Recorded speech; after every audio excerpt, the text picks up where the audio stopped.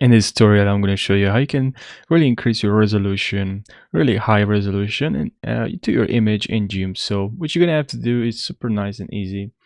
We're going to have to go to image, and here we have image, we have scale image.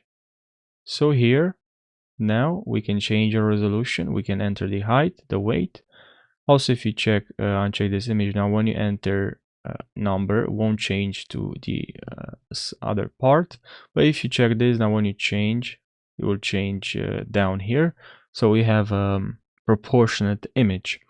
So here I'm gonna enter 1984 by, and as you can see, it's giving me a number. But if you don't want this, you can just uncheck that and 1084. 20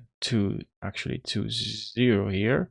Then I click on scale, and then now we just scaled our image. And how can we check this? Well, if you go to image and then you click on image properties, then you can see here size in pixels. This is the actual resolution.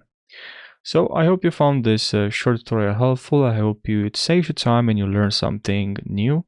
If you did, subscribe and like this video. I really appreciate it.